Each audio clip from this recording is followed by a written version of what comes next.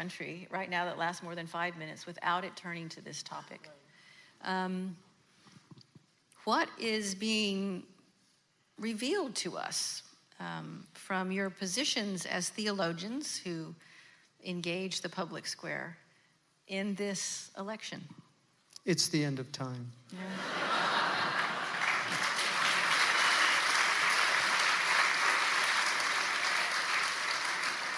Somebody said it's like one of those television series or soap operas where at the end they just start getting so outrageous in their scenarios. But I have just one of the benefits of learning logic.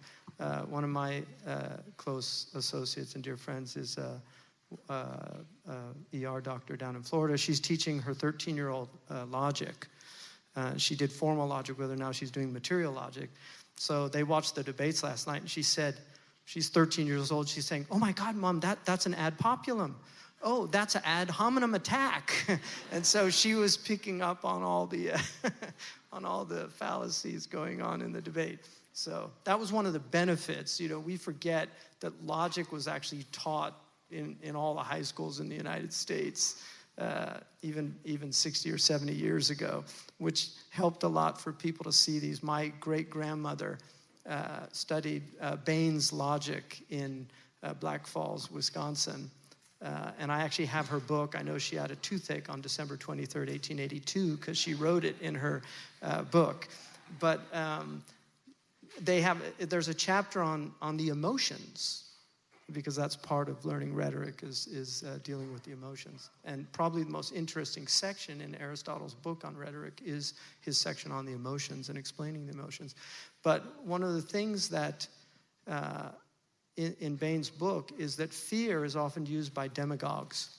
And a population should always be vigilant when they see a politician or a demagogue using fear to scare people, because people will override their rational impulses and move towards irrational responses when the emotion of fear begins to motivate them. And so I think the thing that troubles me most about this current environment is the environment of fear, and I think there's a lot of unsettled aspects that are happening. But the other thing that really troubles me is I watched once great speeches with my wife, and we watched the inaugural address of Kennedy, and you know, and Kennedy was no saint, and I'm not in any way sentimental about that, but I just, after watching this speech, I turned, and my wife had tears coming down her eyes, and she just looked at me and she says, "What happened? You know, how do we go from that to what we've got now?" And I would argue that it's a loss of liberal arts education.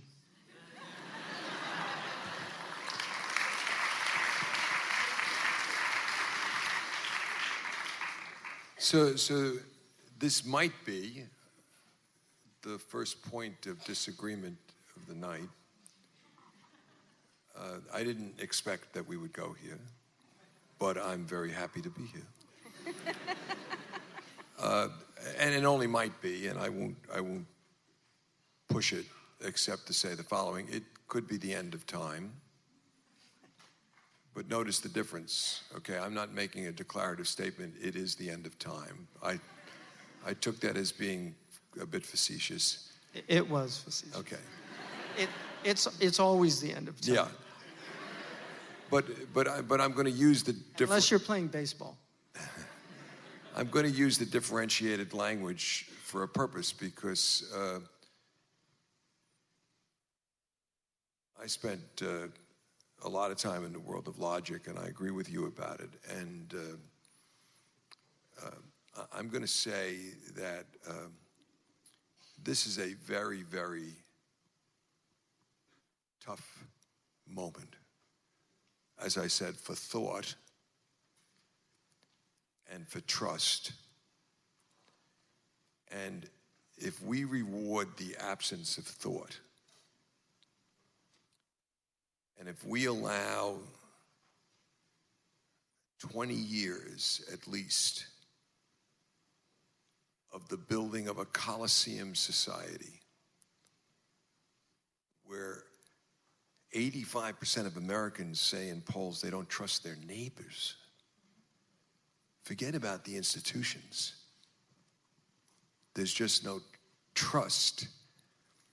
We have a trustee named Evan Chesler. Evan Chesler grew up as a tailor's son up in the Grand Concourse. I may have a fact or two wrong because I'm reaching back to when we installed him in this building as a trustee in a ceremony about 2002. And he said that he grew up on the Grand Concourse, and he was the only one in his family that went to high school and the only one that read the newspaper. And he would come home from high school and he would say to his father at the dinner table, "Dad, what about this? What about that?" And Evan's father would always say, "Don't worry, Evan, they're taking care of it." And he said, "I always wondered who they were." And tonight, as I become a trustee of NYU, this is 2002, I realize I'm part of they with the responsibility to take care of it, right? And I said to him last night, I said, "You know, Evan, no father is saying that to a son in the United States today. No one believes they're taking care of it. But there is a reason for that, ladies and gentlemen. In 1995, I was the head of the Association of American Law Schools.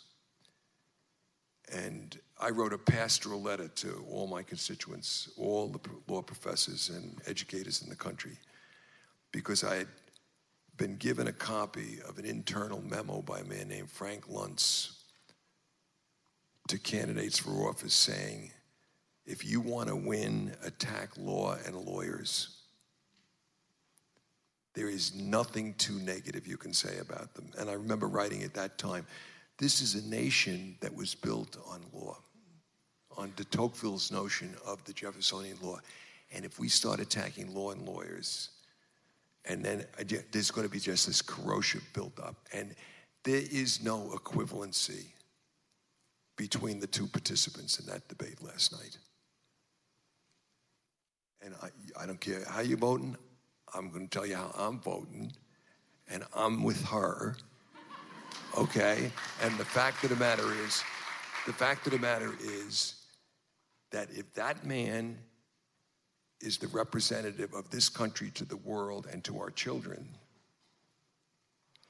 not only will we all be embarrassed by it, but we will have rewarded a 40-year baseless attack on a strong woman.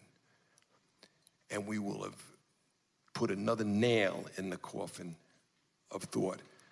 So yes, do I think that she's a panacea or perfect? No.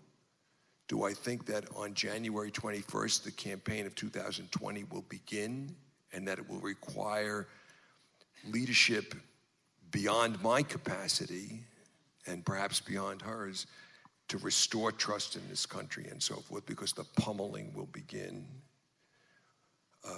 Of course I believe it's going to start then. But make no mistake about it, I'm not going to leave this stage with any doubt that I think there was an equivalency or is an equivalency in terms of where this should be. And that's not so much a political endorsement as is an endorsement of liberal arts education, period, end of case. I certainly wasn't making any equivalency. I always look for good grammar as just a hallmark. I've always found that on the internet, invariably, all the stupid statements of trolls are poorly written. So last question.